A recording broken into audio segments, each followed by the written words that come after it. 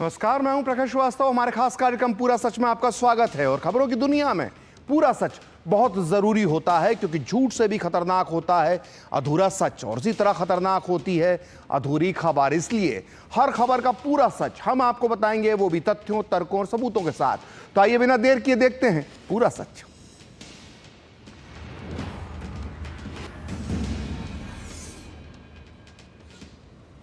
The grand old party Congress के पास इन दिनों दो ही काम है। पहला, चुनाव हारना, और फिर चुनाव हारने के बाद अगले चुनाव तक चुनाव आयोग को कोसना।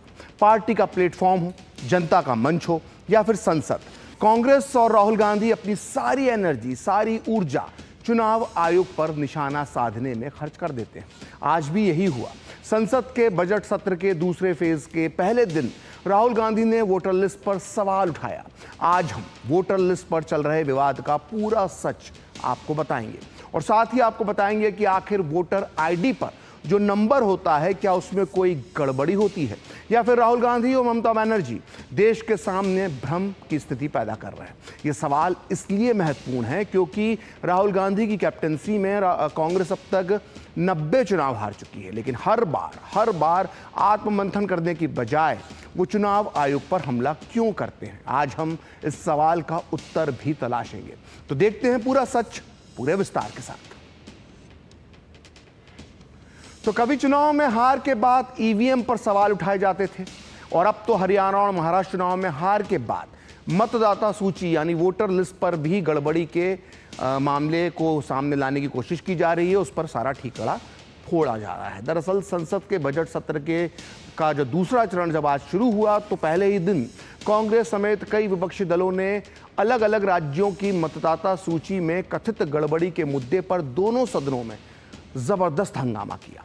शून्यकाल के दौरान लोकसभा में नेता प्रतिपक्ष राहुल गांधी ने यह मुद्दा उठाया और इस पर सदन में चर्चा की मांग की। वहीं तृणमूल कांग्रेस के सांसद सौगत राय ने भी मतदाता पहचान पत्र संख्या के दोहराव का मुद्दा उठाया। दूसरी तरफ राज्यसभा में विपक्षी दलों ने मतदाता सूची यानी वोटर लिस्ट में कथित हेराफेरी के मुद्दे पर तुरंत चर्चा की मांग करते हुए नियम 267 यानी 267 के तहत कार्य स्थगन के नोटिस दिए थे, लेकिन उपसभापति हरिवंश ने बताया कि सभी नोटिस खारिज कर दिए गए। इसके बाद विपक्षी सदस्यों ने पहले सदन में हंगामा किया और फिर सदन से वॉकआउट कर गए। पहले आप सुनिए कांग्रेस और टीएमसी नेताओं के इस मुद्दे पर उन्होंने क्या कहा, फिर हम आपको बताएंगे चुनाव आयोग जैसी संवैधानिक संस्थाओं के खिलाफ कांग्रेस और विपक्ष के दुष्प्रचार का पूरा सच। आपने सही बात बोली कि वोटर लिस्ट क्या सरकार बनाती है। मैंने नहीं बोला नहीं, आपने बोला क्या, और आपने सही बोला कि सरकार वोटर लिस्ट नहीं बनाती है। मगर पूरे देश में वोटर लिस्ट पर सवाल उठ रहे हैं। हर स्टेट में, हर ऑपोजिशन के स्टेट में और महाराष्ट्र में black and white voter list पे सवाल उठे हैं। तो पूरा ऑपोजिशन मिलकर सिर्फ ये बोलने दीजिए, पूरा ऑपोजिशन सिर्फ मिलकर ये कह रहा है कि वोटर लिस्ट पे यहां पे एक डिस्कशन हो जाए। ओके।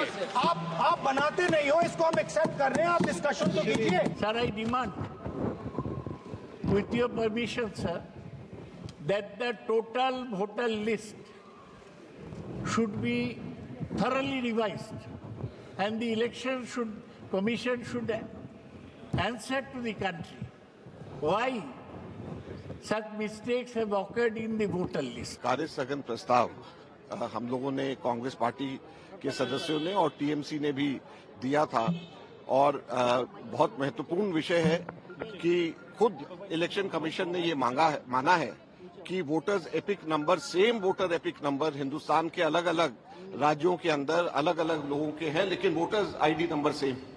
उसी प्रकार से हम लोग भी ये कह रहे हैं कि ना केवल सेम एपिक नंबर अलग अलग लोगों के हैं, बल्कि एक आदमी के अलग अलग एपिक नंबर से भी अलग अलग जगह के ऊपर वोट बने हुए हैं। तो उच्च सदन से वॉकआउट करने के बाद विपक्षी सदस्यों की हरकत को नेता सदन और केंद्रीय मंत्री जेपी नड्डा ने गैर जिम्मेदाराना करार दिया है। उन्होंने कहा कि विपक्ष को बहस में कोई दिलचस्पी नहीं है और वो ये दिखावा करते हैं कि सरकार सवालों के जवाब नहीं देना चाहती है या चर्चा से बचना चाहती है, लेकिन हकीकत में सरकार किसी भी मुद्दे पर चर्चा के लिए तैयार है, बशर्ते वो चर्चा नियमों के तहत हो। आप भी सुनिए नेता सदन जेपी नड्डा ने क्या कहा। The government under Prime Minister Narendra Modi is ready to discuss anything under this roof, whatever is to be discussed. But there are certain rules, there are certain regulations. कुछ नियम होते हैं, कुछ कानून होते हैं जिसके तहत बहस होती है। कानून तो पढ़ना सीखो, चर्चा करना तो सीखो। ये गैर जिम्मेदाराना व्यवहार है विपक्ष का और ये भारतीय संविधान, भारतीय संसद को एक तरीके से देश के सामने इस इंस्टीट्यूशन को मेलाइन करने का तरीका है। मैं चाहूंगा इंक्लूडिंग लीडर ऑफ ऑपोजिशन, इनका एक रिफ्रेशर कोर्स कराया जाए। They should go for a refresher course, they should understand the rules and the regulations and they should come and the government is ready to discuss anything. कोई भी बात कहेंगे उसको हम डिस्कस करने के लिए तैयार हैं। तो लगातार चुनावी हार के बाद कांग्रेस नेता राहुल गांधी अपनी हार पर समीक्षा करने या आत्ममंथन करने के बजाय आए दिन चुनाव आयोग पर निशाना लगाते रहते हैं। इसके अलावा पश्चिम बंगाल की मुख्यमंत्री ममता बनर्जी ने भी चुनाव आयोग और बीजेपी पर वोटर लिस्ट में गड़बड़ी करने के आरोप लगाए हैं। ममता बनर्जी का कहना है कि कई वोटर्स के वोटर आईडी कार्ड का ईपीआईसी नंबर एक जैसा है। अब सवाल यह है कि डुप्लीकेट ईपीआईसी कैसे आए और एक जैसे ईपीआईसी नंबर वाले वोटर एक दूसरे की जगह वोट डाल सकते हैं या नहीं डाल सकते हैं। आइए अब इसका पूरा सच भी जान लेते हैं। दरअसल चुनाव आयोग के मुताबिक अगर दो अलग अलग वोटर आईडी जो है उनका ईपीआईसी नंबर एक जैसा है तो इसका मतलब ये कतई नहीं है कि ये वोटर आईडी फर्जी है।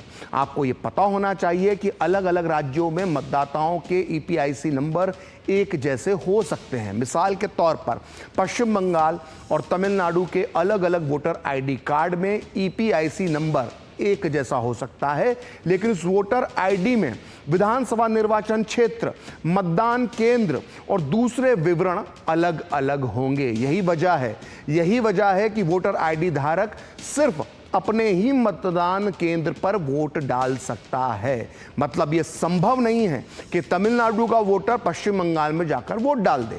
अब इस सवाल का पूरा सच भी आपको बता देते हैं कि आखिर अलग अलग राज्यों में कुछ लोगों के एक जैसे ईपीआईसी नंबर क्यों हैं। देखिए, वो इसलिए क्योंकि साल 2017 से पहले मतदाता सूची जो थी, जो वोटर लिस्ट थी, वो कंप्यूटर से नहीं मैन्युअल सिस्टम से तैयार की जाती थी और वोटर लिस्ट बनाने का काम हर राज्य और जिले में अलग अलग होता था और इसी के चलते एक ही नंबर के अलग अलग लोगों को वोटर आईडी कार्ड मिल गए।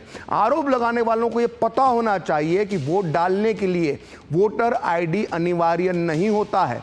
वोट डालने से पहले मतदाता पहचान के दौरान 11 वैकल्पिक दस्तावेज जैसे Aadhaar card, PAN card, driving licence और पासपोर्ट जैसे आईडी कार्ड दिखाकर भी वोट डाल सकते हैं। आपको यह समझना होगा कि कोई भी वोटर सिर्फ वहां पर ही वोट डाल सकता है जिस जगह की मतदाता सूची में उसका नाम है। और इसके अलावा हर साल देश भर में मतदाता सूची वोटर लिस्ट में संशोधन किया जाता है और मतदाता सूची फाइनल करने से पहले दावों और आपत्तियों को दर्ज करने के लिए राजनीतिक दलों के साथ ड्राफ्ट शेयर करता है चुनाव आयोग। लेकिन फिर भी भविष्य में अब कोई विवाद ना हो, इसलिए चुनाव आयोग ने यह साफ कर दिया है कि जल्द ही देश के सभी मतदाताओं को एक यूनिक ईपीआईसी नंबर आवंटित कर दिया जाएगा।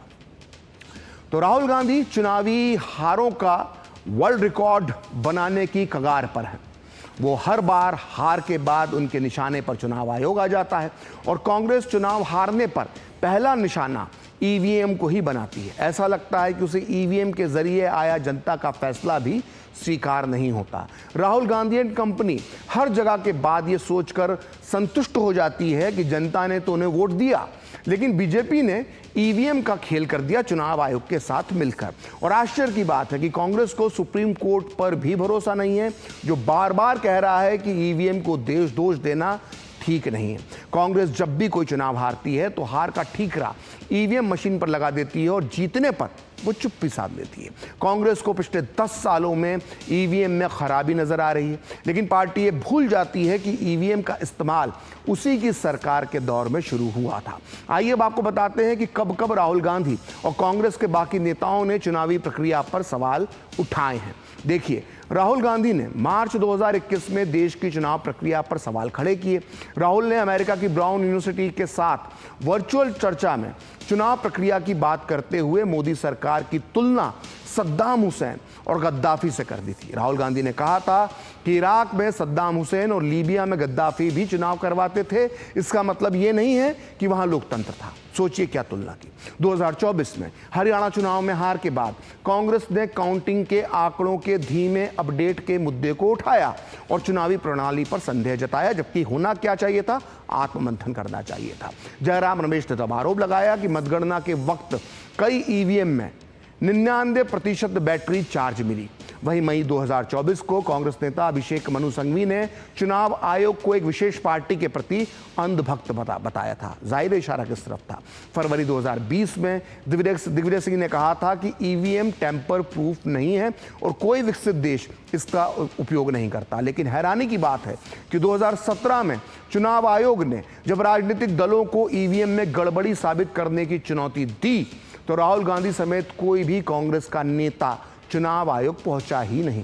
कांग्रेस और विपक्षी नेताओं को यह पता होना चाहिए कि देश की अदालतें करीब 40 बार, जी हां 40 बार ईवीएम की विश्वसनीयता को चुनौती देने वाली याचिकाएं खारिज कर चुकी हैं। पिछले साल अप्रैल में जब लोकसभा चुनाव की प्रक्रिया चल रही थी तब सुप्रीम कोर्ट ने पिछले 70 सालों से स्वतंत्र और निष्पक्ष चुनाव कराने के लिए चुनाव आयोग की तारीफ की और साथ में इस पर दुख जताया कि निहित स्वार्थी समूह देश की उपलब्धियों को कमजोर कर रहे हैं।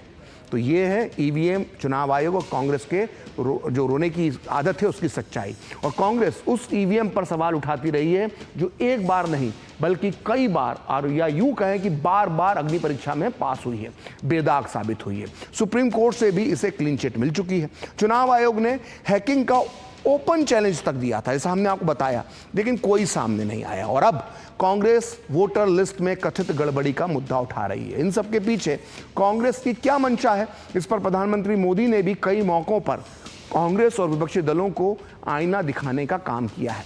2024 के लोकसभा चुनावी नतीजों के बाद विपक्ष पर तंज कसते हुए पीएम मोदी ने कहा था कि ईवीएम जिंदा है या मर गई।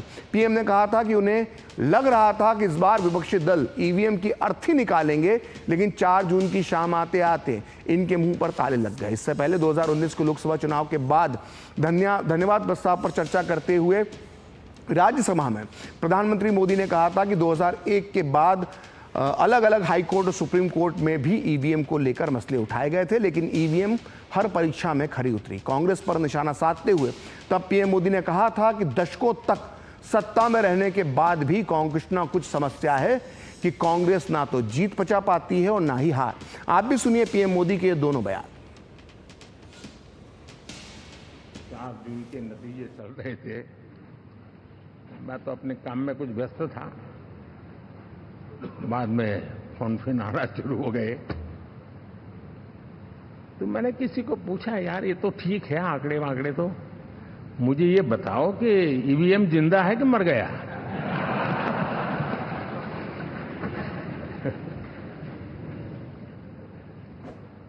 क्योंकि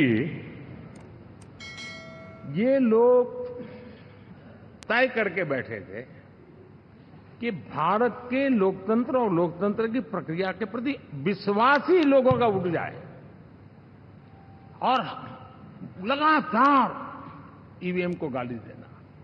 और मुझे तो लगता था कि शायद इस बार वो ईवीएम की अर्थी निकाल जुलूस निकालेंगे, लेकिन 4 जून शाम आते आते उनको ताले लग गए, ईवीएम ने उनको चुप कर दिया।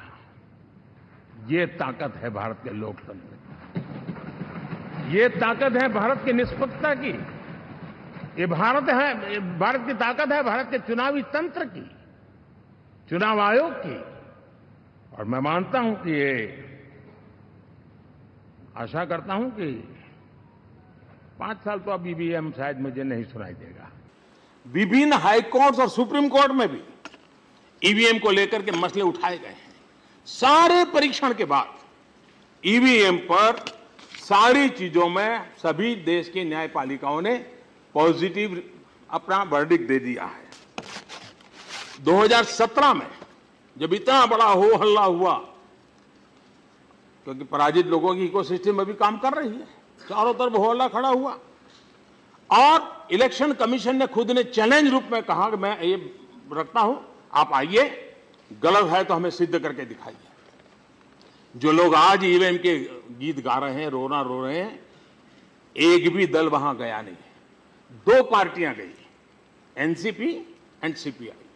आजादी के इतने साल इतने विजय प्राप्त हुए, अब विजय नहीं पचा पाए। और 2014 से मैं लगातार देख रहा हूं, आप पराजय को स्वीकार भी नहीं कर पाते।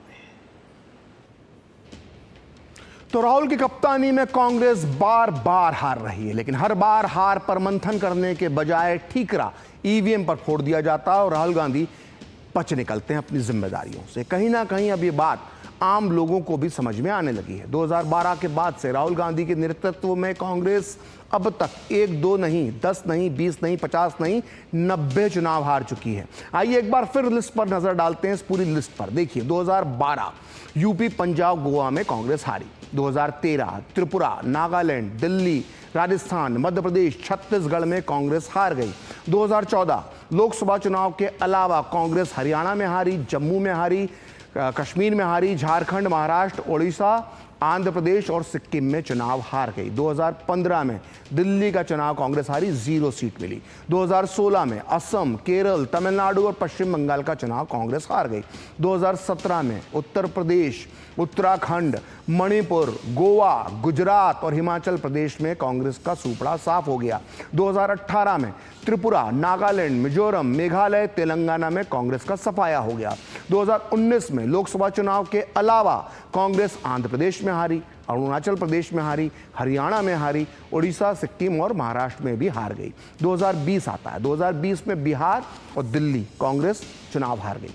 2021 में पश्चिम बंगाल, असम, केरल, पुडुचेरी में कांग्रेस चुनाव हार गई। 2022 में उत्तर प्रदेश, पंजाब, उत्तराखंड, मणिपुर और गोवा में कांग्रेस को जीत नसीब नहीं हुई। 2023 में त्रिपुरा, नागालैंड, मेघालय, राजस्थान, मध्य प्रदेश और छत्तीसगढ़ में कांग्रेस की बुरी तरह से हार हुई। 2024 में लोकसभा चुनाव के अलावा कांग्रेस अरुणाचल प्रदेश, सिक्किम, आंध्र प्रदेश, उड़ीसा, हरियाणा, महाराष्ट्र में बुरी तरह से चुनाव हारी। 2025 में दिल्ली विधानसभा चुनाव में कांग्रेस हार गई। कांग्रेस को मिली 0 सीटें, 0 सीटें, यानी 0 बटे सन्नाटा कांग्रेस के खाते में। और राहुल गांधी और कांग्रेस न केवल इस देश की चुनाव प्रणाली बल्कि चुनाव आयुक्तों की नियुक्ति पर भी सवाल उठाते रहे हैं। आपको याद होगा कि अभी पिछले दिनों ज्ञानेश कुमार को भारत का नया मुख्य चुनाव आयुक्त बनाने पर राहुल गांधी और कांग्रेस ने कई बड़े आरोप लगाए थे। राहुल गांधी की दलील थी कि नियुक्ति में सुप्रीम कोर्ट के आदेशों का उल्लंघन हुआ है। इसलिए आइए अब राहुल गांधी के इस दावे का पूरा सच जानने की कोशिश करते हैं कि नए मुख्य चुनाव आयुक्त की नियुक्ति में सुप्रीम कोर्ट के किसी आदेश का उल्लंघन हुआ था या नहीं हुआ था। और इसे समझने के लिए हमें सबसे पहले सुप्रीम कोर्ट के 2023 में दिए गए एक फैसले को समझना होगा। दरअसल सुप्रीम कोर्ट ने 2 मार्च 2023 को अपने फैसले में कहा था कि चुनाव आयुक्तों की नियुक्ति एक पैनल करेगा। इसमें प्रधानमंत्री होंगे, लोकसभा में नेता प्रतिपक्ष होंगे और चीफ जस्टिस ऑफ इंडिया शामिल होंगे। इससे पहले चुनाव आयुक्तों की जो नियुक्ति थी वो केंद्र सरकार करती थी। कोर्ट ने यह भी कहा था कि यह प्रोसेस तब तक लागू रहेगी जब तक संसद इनकी नियुक्ति पर कोई कानून नहीं बना लेती है। चूंकि सुप्रीम कोर्ट ने अपने फैसले में चुनाव आयुक्त की नियुक्ति पर कानून बनाने की संसद से बात कही थी, इसलिए मोदी सरकार चुनाव आयुक्तों की नियुक्ति से जुड़ा एक नया बिल, एक नया कानून लेकर संसद में आई। इस नए बिल के तहत चुनाव आयुक्तों की नियुक्ति 3 सदस्यों का पैनल करेगा, ऐसा इसमें तय किया गया। इस पैनल में प्रधानमंत्री, लोकसभा में विपक्ष का नेता और एक केंद्रीय कैबिनेट मंत्री शामिल होंगे, ऐसा तय हुआ। नए बिल में सीजीआई को इस पैनल से बाहर रखा गया।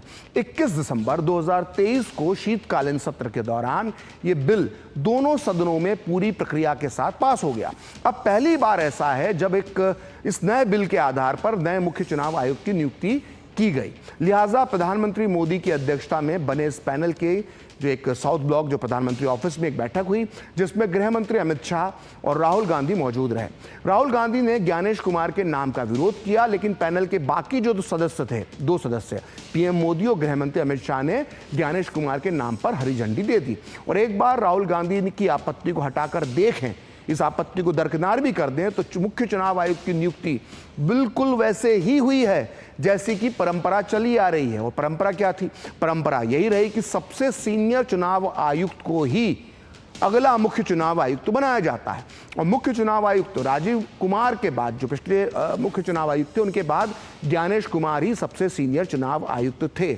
यानी सीनियरिटी, वरिष्ठता के मामले में प्रक्रिया का पूरा पालन किया गया। यहां तक कि राहुल गांधी की आपत्ति की बात है जहां तक, तो उन्होंने सुप्रीम कोर्ट के जिस ऑर्डर का हवाला दिया वो मार्च 2023 का है। इस ऑर्डर के बाद संसद में नियुक्ति का नया बिल पास हो गया। जैसा कि हमने आपको पहले बताया है कि सुप्रीम कोर्ट ने फैसला देते वक्त ही बोल दिया था कि उसका आदेश तब तक ही कायम रहेगा जब तक संसद कानून ना बना दे। और जब संसद ने नया कानून बना दिया तो सुप्रीम कोर्ट का ऑर्डर अपने आप ही खत्म भी हो गया। आइए अब एक उदाहरण के जरिए इसको समझते हैं। जैसे 80 के दशक में मशहूर शाहबानो केस में सुप्रीम कोर्ट ने एक ऑर्डर दिया था, जिसे तत्कालीन राजीव गांधी सरकार ने संसद में नया बिल लाकर बदल दिया था। खैर, नए चुनाव आयुक्त की नियुक्ति को लेकर जब हमने देश के एक पूर्व चुनाव आयुक्त अनूप चंद्र पांडे से बात की तो उनका क्या कहना है, आइए सुनते हैं। राष्ट्रपति का अर्थ ये है कि प्रधानमंत्री के द्वारा नियुक्ति होती थी, उसकी एक प्रक्रिया है, उसे एसीसी प्रक्रिया कहते हैं, और उसके थ्रू ये 75 साल तक नियुक्तियां होती रही। पिछले वर्ष कुछ लोग सुप्रीम कोर्ट गए और वहाँ सुप्रीम कोर्ट ने ये कहा कि जब पार्लियामेंट को लॉ बनाना था तो पार्लियामेंट लॉ बनाए, और तब तक उन्होंने एक अंतरिम व्यवस्था लागू कर दी। पार्लियामेंट ने ये लॉ बना दिया तो उस लॉ के तहत ये नियुक्ति की गई। तो पूरा सच में वक्त है ब्रेक का, और ब्रेक के बाद बताएंगे कांग्रेस के दौर में चुनाव आयुक्तों की नियुक्ति कैसे होती थी।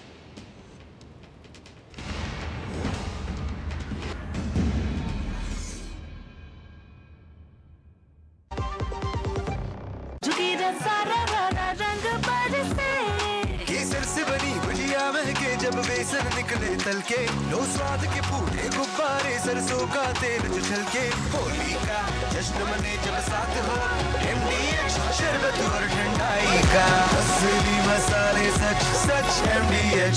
जब धरती चीर कर निकलता है लोहे का पत्थर और मिलता है मोंगिया के जोश से, फिर तपता है, पिघलता है और बनता है फौलाद।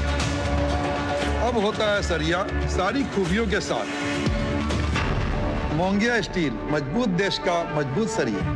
Under the Honorable PM's leadership, an unprecedented push to yoga has been given.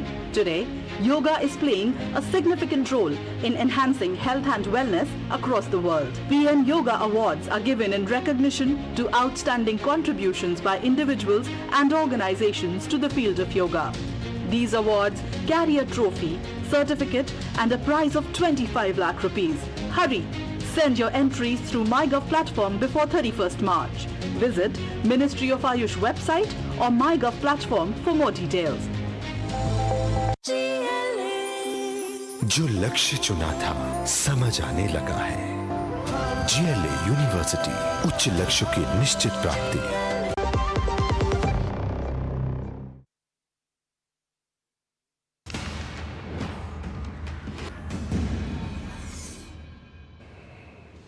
Break के बाद पूरा सच में आपका फिर से स्वागत है, और आइए अब इसका भी पूरा सच जान लेते हैं कि कांग्रेस के दौर में चुनाव आयुक्तों की नियुक्ति आखिर कैसे होती थी। आपको ये जानकर बहुत अचरज होगा कि इस महत्वपूर्ण नियुक्ति के लिए कोई कानून ही नहीं था। नियुक्ति की पूरी लगाम केंद्र सरकार के हाथों में होती थी, और पुरानी प्रक्रिया में सचिव स्तर के मौजूदा या रिटायर अधिकारियों की एक सूची तैयार की जाती थी।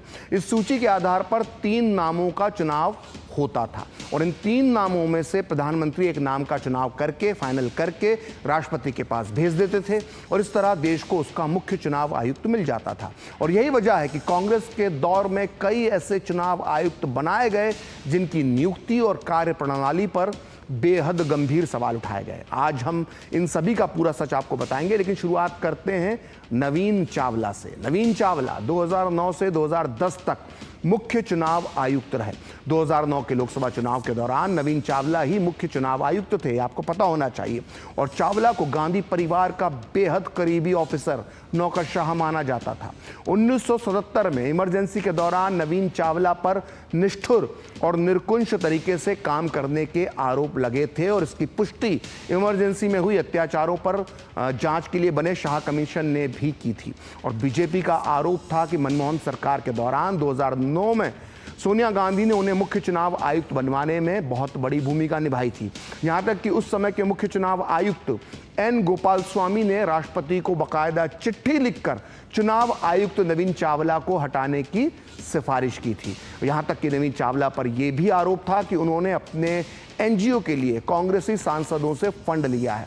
वहीं चावला के ट्रस्ट को उस समय की कांग्रेस की राजस्थान सरकार ने जयपुर में जमीन तक आवंटित की थी और ऐसे नवीन चावला जी को देश का मुख्य चुनाव आयुक्त बना दिया गया था। तो आज पूरा सच में इतना ही। कल फिर होगी आपसे मुलाकात अपने इस खास कार्यक्रम पूरा सच में किसी और सियासी मुद्दे की पड़ताल के साथ। तो मुझे और मेरी पूरी टीम को दीजिए अनुमति। नमस्कार।